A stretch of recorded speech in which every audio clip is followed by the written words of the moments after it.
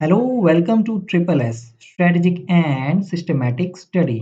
SSC CGL 2020 जो कि 2021 में कंडक्ट हुआ था। इसमें इंडियन पॉलिटी यानी भारतीय राज व्यवस्था से जितने भी क्वेश्चंस पूछे गए थे उन सभी को हम यहाँ पे टॉपिक वाइज डिस्कस करेंगे। तो बिना टाइम वेस्ट किए वीडियो को शुरू करते हैं। सीजीएल 2020 का एग्जाम 13 अगस्त 2021 से 24 अगस्त 2021 तक कंडक्ट हुआ था और इंडियन पॉलिटी के पूरे 34 क्वेश्चंस पूछे गए थे। कमीशन यानी आयोग से दो क्वेश्चन पूछे गए थे। पहला क्वेश्चन है, in which of the following years was the planning commission of India set up. यानी कि कौन से साल में प्लानिंग कमीशन यानी योजना आयोग की स्थापना हुई थी। तो इसका आंसर हो जाएगा 1950 1950। तो आपसे क्वेश्चन पूछ सकता है कि ये जो प्लानिंग कमीशन है योजना आयोग इसका चेयरमैन कौन है, अध्यक्ष कौन है। तो आंसर हो जाएगा प्राइम मिनिस्टर। देखिए दोस्तों, ये जो प्लानिंग कमीशन है ये अब एग्जिस्ट नहीं करता है। इसको रिप्लेस करके इसकी जगह पर अब नीति आयोग आ चुका है। ठीक है, तो क्वेश्चन पूछ सकता है कि नीति आयोग कब आया था। तो आंसर हो जाएगा 1 जनवरी 2015 2015 में आया था। ठीक है, और देखिए जो नीति आयोग है इसका चेयरपर्सन भी प्राइम मिनिस्टर ही होता है। ठीक है, अब ये देखिए ये जो चेयरमैन है और चेयरपर्सन है, चेयरमैन और चेयरपर्सन एक ही चीज होती है। ठीक है, लेकिन अब एक नया ट्रेंड है चेयरपर्सन बोलने का, क्योंकि चेयरमैन में ये मेन मैन वर्ड आता है ना। तो मैन वर्ड से क्या होता है, इसमें मेल डोमिनेंस यानी कि पुरुष प्रधानता झलकती है, तो इसलिए चेयरपर्सन बोलते हैं। और क्वेश्चन पूछ सकता है कि नीति आयोग का पहला वाइस चेयरमैन कौन था। तो आंसर हो जाएगा अरविंद पंगरिया। अगला क्वेश्चन है, who among the following is the chairman of planning commission and national integration council of India. तो अगर नेशनल इंटीग्रेशन का नहीं भी पता है तो प्लानिंग कमीशन का भी हमने डिस्कस किया ना, तो इसका आंसर क्या हो जाएगा, प्राइम मिनिस्टर हो जाएगा। ठीक है, तो देखिए प्राइम मिनिस्टर और प्रेसिडेंट से तीन क्वेश्चन पूछे गए थे और पूछा भी जाता है। एक आध क्वेश्चन मतलब हर एग्जाम में पूछे जाते हैं। तो क्वेश्चन है, who among the following replaced Morarji Desai as the prime minister of India in 1979। तो इसका आंसर हो जाएगा चरण सिंह। तो इस क्वेश्चन को करने के लिए आपको लिस्ट याद होनी चाहिए कि मतलब प्राइम मिनिस्टर जो सीरियल वाइज आपको याद होना चाहिए। तो मैंने लिस्ट कर दिया है। ठीक है, तो 18 प्रधानमंत्री अब तक हो चुके हैं, तो ये आपको याद होना चाहिए। अगला क्वेश्चन है, इन 1977 who became the president of the Janata party which formed a coalition government at the center with Morarji Desai as the prime minister। मतलब कि जनता पार्टी का प्रेसिडेंट यानी अध्यक्ष कौन बना जिसने केंद्र में सेंटर में मोरारजी मोरारजी देसाई को प्राइम मिनिस्टर बनाया। ठीक है, तो ओवरऑल क्वेश्चन यही है कि जनता पार्टी का प्रेसिडेंट कौन था उस टाइम पे। तो आंसर है इसका चंद्रशेखर। तो एक out of the box question है, बुक्स में नहीं मिलेगा। अगला क्वेश्चन है, who among the following never became the vice president of India. तो इसका आंसर हो जाएगा गुलजारी लाल नंदा। देखिए गुलजारी लाल नंदा जो है ये कौन है, ये हमारे दूसरे प्राइम मिनिस्टर हैं। तो अगर आपको प्राइम मिनिस्टर की लिस्ट याद होती तो आप ये क्वेश्चन बड़े आराम से कर सकते थे। आगे बढ़ेंगे। देखो आर्टिकल्स और अनुच्छेद से 14 पूरे 14 क्वेश्चंस पूछे गए थे। ठीक है, और आर्टिकल से हमेशा ज़्यादा क्वेश्चंस पूछे जाते हैं, तो आर्टिकल्स को आप इग्नोर नहीं कर सकते हैं। अगर पॉलिटी में स्कोर करना है तो आर्टिकल्स याद करने पड़ेंगे। ठीक है, पहला क्वेश्चन है, which of the following articles of the constitution of India states that there will be a vice president of India. यानी कि उपराष्ट्रपति वाइस प्रेसिडेंट के बारे में कौन से आर्टिकल में है। तो आंसर हो जाएगा आर्टिकल 63। देखिए वाइस प्रेसिडेंट के बारे में आर्टिकल 63 से लेकर 66 तक है। और अगर आर्टिकल 66 में पूछता है तो क्या है, तो इसमें है इलेक्शन ऑफ वाइस प्रेसिडेंट यानी उपराष्ट्रपति का चुनाव। ठीक है, अगला क्वेश्चन है, which of the following articles of the constitution of India provides power to the president for promulgating ordinances. यानी कि कौन सा आर्टिकल अनुच्छेद राष्ट्रपति को पावर देता है अध्यादेश यानी ऑर्डिनेंस ऑर्डिनेंस जारी करने के लिए। तो इसका आंसर हो जाएगा आर्टिकल 123। तो ये इंपॉर्टेंट आर्टिकल था, पूछता भी है। अगला क्वेश्चन है, the concept of reservation of seats for scheduled caste and scheduled tribes in the house of the peoples. यानी कि लोकसभा, लोकसभा को हाउस ऑफ द पीपल बोलते हैं। ये भी क्वेश्चन पूछ सकता है, याद रखिएगा। ठीक है, house of the people is highlighted in the article dash of the constitution of India.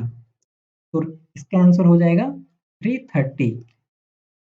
तो देखिए अगर आपको याद होता कि जो रिजर्वेशन है वो आर्टिकल 330 में से 342 330 से 342 के बीच में है, तो भी आप ये क्वेश्चंस कर सकते थे, क्योंकि 330 से 342 के बीच में सिर्फ यही एक ऑप्शन है, बाकी ऑप्शन इसके बीच में लाई नहीं करते हैं। ठीक है, तो आर्टिकल्स याद करने से पहले आप पार्ट्स याद कर लीजिए। नहीं जो मतलब कॉन्स्टिट्यूशन है उसमें 22 पार्ट्स हैं, 22 भाग हैं, तो इससे आपको एक आइडिया लग जाएगा कि उसका रेंज क्या होगा। तो सबसे पहले आप पार्ट्स याद कीजिए और इम्पोर्टेंट आर्टिकल्स याद कीजिए। ठीक है, अगला क्वेश्चन है which of the following articles of the constitution of India provides for the creation of A GST council. तो इसका आंसर हो जाएगा 279 ए। अब देखिए ये क्वेश्चन इंपॉर्टेंट था क्योंकि जीएसटी आया था, अब नया नया कुछ आया है तो इंपॉर्टेंट होगा ही। अगला क्वेश्चन है article 21 A of the constitution of India provides right to dash. तो इसका आंसर हो जाएगा एजुकेशन। तो आपसे ये भी पूछ सकता है कि आर्टिकल 21 में क्या है, तो उसमें है protection of life and personal liberty, यानी कि जीवन और व्यक्तिगत स्वतंत्रता की सुरक्षा। अगला क्वेश्चन है which of the following articles of the constitution of India adopted Hindi in Devanagari script as the official language of the union. यानी कौन से आर्टिकल में हिंदी को ऑफिशियल लैंग्वेज यानी आधिकारिक भाषा में के रूप में अपनाया। इसका आंसर हो जाएगा आर्टिकल 343(1). अब देखिए ये क्वेश्चन भी अगर आपको पार्ट याद होते तो देखिए पार्ट 17 में, पार्ट 17 में जो ऑफिशियल लैंग्वेजेस हैं, ठीक है, 343 से लेके 451 तक है। तो अगर आपको पार्ट ही याद होता तो इस बीच में सिर्फ यही आर्टिकल लाई करता है, तो भी आप बड़े आराम से क्वेश्चन कर सकते थे। अगला क्वेश्चन है according to which of the following articles of the constitution of India shall a money bill not be introduced in the council of states. तो इसका आंसर हो जाएगा आर्टिकल 109, 109। तो which article of the constitution of India deals with the pardoning power of the governor. यानी कि राज्यपाल की जो क्षमादान शक्ति है, क्षमा करने की, माफ करने की, वो कौन से आर्टिकल में है, तो आंसर हो जाएगा 161। तो आपसे पूछ सकता है कि प्रेसिडेंट की पार्डनिंग पावर, क्षमा शक्ति कौन से आर्टिकल में है, तो आंसर हो जाएगा आर्टिकल 72। अगला क्वेश्चन है as per article dash of the constitution of India English is the official language for all the high courts in the country. तो इसका आंसर हो जाएगा 348। अब देखिए मैंने बोला था ना पार्ट्स याद करने से काफ़ी काम हो जाएगा। तो देखिए अगर आपको याद होता कि 343 से 451 में ऑफिशियल लैंग्वेजेस हैं, तो 343 सिर्फ एक ही ऑप्शन ना इस बीच में लाई करता है। तो अगर आपको पार्ट्स याद होंगे तो आपके काफ़ी क्वेश्चंस हो जाएंगे आराम से। ठीक है, अगला क्वेश्चन है which of the following articles of the constitution of India states that there will be no tax levied or collected except by the authority of law. इसका आंसर हो जाएगा आर्टिकल 265। अब देखिए जो पार्ट 12 है, पार्ट 12 है, 264 से 300 तक है, इसमें फाइनेंस, प्रॉपर्टी, कॉन्ट्रैक्ट्स और सूट्स के बारे में है। ठीक है, तो अगर आपको ये पार्ट होता तो ये जो टैक्स है, टैक्स की बात की हुई है ना, तो टैक्स फाइनेंस से रिलेटेड है। ठीक है, तो फाइनेंस से रिलेटेड अगर ये पार्ट आपको याद होता तो आप देखेंगे कि 264 से 300 के बीच में सिर्फ एक ही ऑप्शन लाई करता है। यहाँ तक कि एग्जामिनर भी यही चाहता है, क्योंकि देखिए 300 पे खत्म होता है और 301 उसने दिया है, यानी एग्जामिनर चाहता है अगर आपको पार्ट याद है तो आप क्वेश्चन कर सकते हैं। ठीक है, according to which of the following articles of the constitution of India can the parliament amend the constitution. यानी कि अमेंडमेंट जो है, संशोधन, वो कौन से आर्टिकल के थ्रू होता है, तो ये एक इंपॉर्टेंट क्वेश्चन है। इसका आंसर हो जाएगा आर्टिकल 368। ये क्वेश्चन रिपीट होता रहता है। अगला क्वेश्चन है which of the following articles of the constitution of India defines for separate secretarial staff for each house of the parliament. यानी कि जो सेक्रेटरियल स्टाफ है वो कौन से आर्टिकल में है, तो इसका आंसर हो जाएगा आर्टिकल 98। ये थोड़ा मतलब थोड़ा हार्ड क्वेश्चन था, ये इतना इंपॉर्टेंट नहीं है लेकिन पूछ लिया, तो कुछ क्वेश्चन तो हार्ड पूछेगा ही ना। According to which of the following articles of the Constitution of India shall a money bill not be introduced in a legislative council। तो इसका आंसर हो जाएगा आर्टिकल 198। अब ये आर्टिकल 198 ये स्टेट्स में आता है, तो स्टेट्स में मतलब बुक्स में भी आर्टिकल्स नहीं दिए हुए हैं इसके, केवल पार्ट ही दिया हुआ है। तो ये एक out of the box question कह सकते हैं। तो आगे बढ़ते हैं। In which of the following states does the governor have special responsibility under article 371H of the constitution with respect to law and order and in discharge of his functions in relation thereto. मतलब इनमें से किस राज्य में governor यानी राज्यपाल के पास special responsibility है या पावर कह सकते हैं आर्टिकल 371 एच 371 एच के तहत। तो इसका आंसर हो जाएगा अरुणाचल प्रदेश। तो देखिए इससे रिलेटेड मैंने सारे कंपाइल कर दिए, ठीक है। 371 पहले स्टार्ट हुआ था तो महाराष्ट्र और गुजरात से रिलेटेड है, ठीक है। उसके बाद जो है मैंने सारे कंपाइल कर दिए हैं, आप इनको नोट डाउन कर सकते हैं या मेरी पीडीएफ से भी पढ़ सकते हैं। हिंदी में भी कंपाइल किया हुआ है। अब देखिए शेड्यूल यानी अनुसूची से एक क्वेश्चन पूछ लिया था। तो which schedule of the Indian constitution demarcates powers of the union and the states, that is union list, state list and concurrent list. तो इसका आंसर हो जाएगा 7th शेड्यूल। तो देखिए शेड्यूल भी आप याद कर लीजिए क्योंकि 12 ही शेड्यूल हैं। 12 शेड्यूल से आपको एक दो मतलब एक क्वेश्चन सही हो जाएगा, 2 नंबर मिल जाएंगे, ठीक है। अब देखिए administrative and legislative reforms after 1857, इससे एक क्वेश्चन पूछ लिया था। तो पहला क्वेश्चन है, अब देखिए 1857 में जो रिवॉल्ट हुआ था उसके बाद अंग्रेजों ने कुछ रिफॉर्म्स किए थे ताकि आगे कुछ ऐसा हो तो हम उस चीज़ को कंट्रोल कर सकें। क्वेश्चन है which of the following acts introduced federal features and provincial autonomy in the legislature and also made provisions for the distribution of legislative powers between the center and provinces। तो कौन सा act लेके आए थे जिसमें centre और state, provinces मतलब आप राज्य मान सकते हैं, स्टेट मान सकते हैं, तो इसमें पावर्स को डिस्ट्रीब्यूट किया था। तो इसका आंसर हो जाएगा the government of India act 1935 1935। देखिए constituent assembly and making of the constitution, तो इससे भी एक क्वेश्चन पूछा हुआ है। क्वेश्चन है the total membership of the constituent assembly was 389 of which dash were representatives of princely states.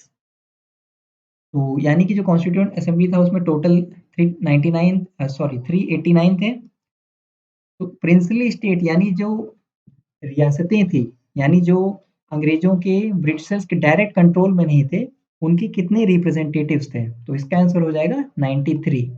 अब एक बात और ध्यान रखिए, ये जो 389 इसमें दिया हुआ है ये आप बुक्स में एक बार चेक कर लीजिए। लूसेंट में 385 दिया हुआ है और कोई दूसरी बुक है तो उसको भी चेक कर लीजिए और आप इसको बुक में करेक्शन कर लीजिए। आपसे ये भी क्वेश्चन पूछ सकता है कि आफ्टर पार्टीशन ऑफ इंडिया यानी भारत का जो पार्टीशन हो गया था, विभाजन हो गया था, उसके बाद total number of members constituent assembly में कितने हो गए थे। तो आंसर हो जाएगा 299। अब देखिए कॉन्स्टिट्यूशनल अमेंडमेंट्स यानी संशोधन से भी 3 क्वेश्चंस पूछा हुआ है। पहला क्वेश्चन है which of the following amendment acts of the constitution of India conferred statehood to Goa and formed a new union territory comprising of Daman and Diu. यानी कि कौन से अमेंडमेंट के तहत गोवा को मतलब फुल स्टेट का दर्जा मिल गया, मतलब फुल स्टेट बना दिया गया इसको। तो इसका आंसर हो जाएगा 56th अमेंडमेंट एक्ट।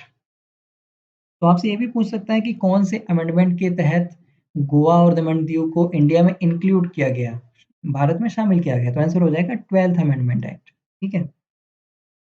अगला क्वेश्चन है through which amendment was the 10th schedule added to the constitution of India. तो इसका आंसर हो जाएगा 52nd, ठीक है। अब देखिए ये जो 10th शेड्यूल था, आपसे पूछ सकता है 10th शेड्यूल या 52nd अमेंडमेंट कब हुआ। तो आंसर हो जाएगा 1985।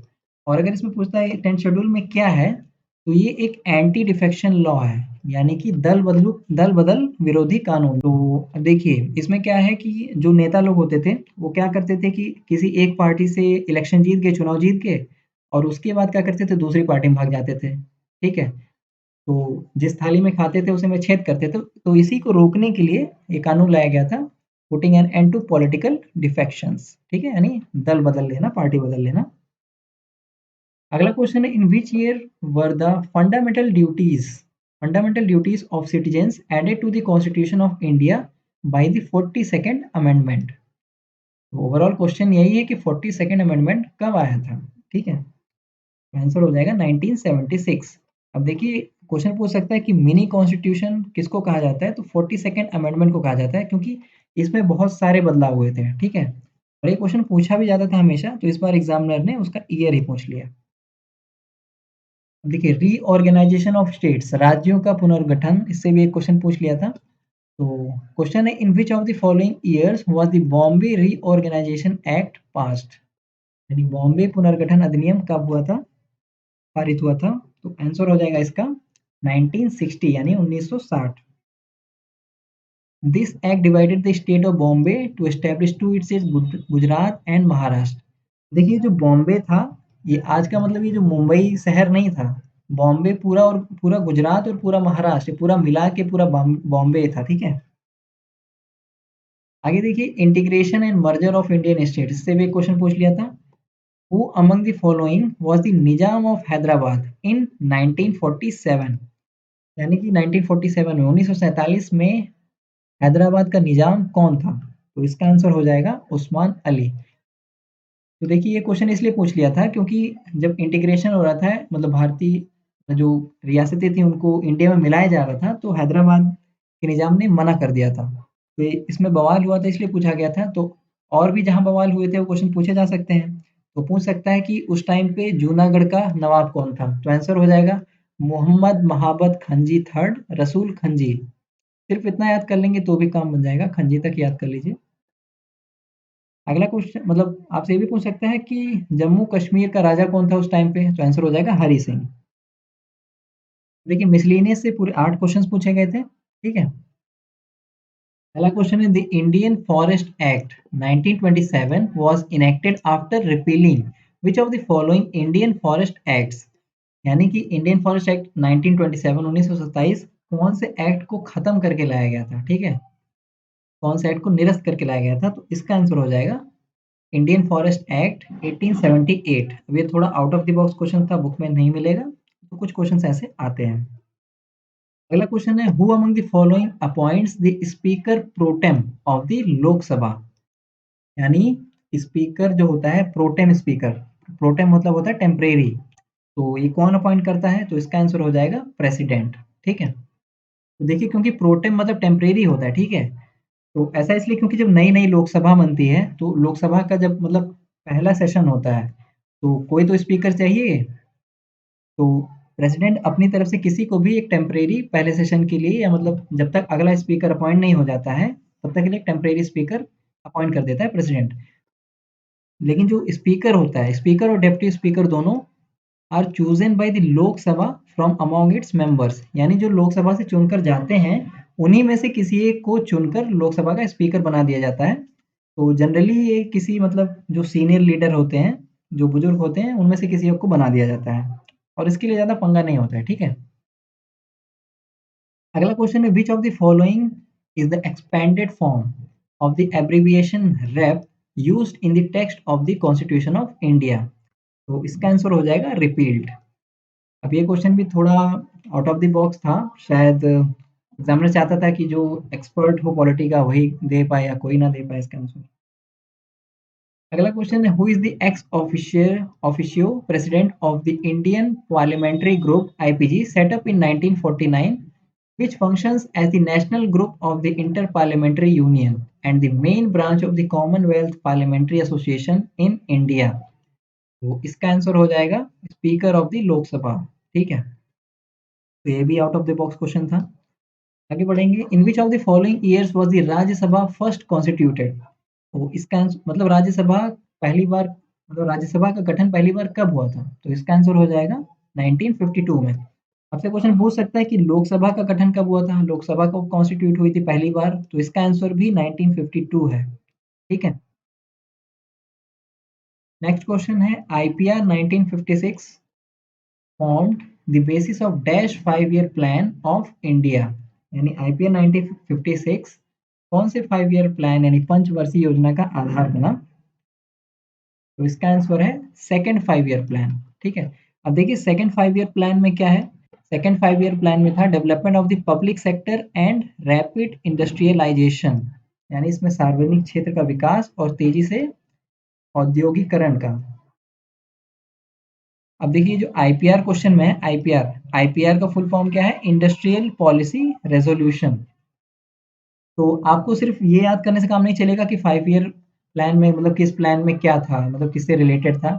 आप ये क्वेश्चन तभी कर सकते थे जब आप उसको उसका टाइमलाइन आपको याद होता। ठीक है? अगला क्वेश्चन है, who has the power to recommend the dismissal of the state government and suspension or dissolution of the state assembly. यानी किसके पास पावर है कि वो राज्य सरकार को, स्टेट गवर्नमेंट को और राज्य विधानसभा को मतलब डिसोल्यूशन कर सकता है, सस्पेंड कर सकता है। तो इसका आंसर हो जाएगा गवर्नर। ठीक है? तो दोस्तों इतने ही क्वेश्चन थे। पीडीएफ के लिए आप मेरा टेलीग्राम चैनल ज्वाइन कर लीजिए, उसका लिंक मैंने डिस्क्रिप्शन बॉक्स में दे दिया है। और अगर लिंक काम नहीं करता है तो आप सर्च कर लीजिए टेलीग्राम पे triple S strategic systematic study, इसको आप स्मॉल लेटर में भी टाइप कर सकते हैं, आपको मिल जाएगा। बाकी वीडियो को आप लाइक एंड शेयर कर दीजिए और चैनल को सब्सक्राइब कर लीजिए। तो मिलेंगे अगले वीडियो में, तब तक के लिए गुड बाय।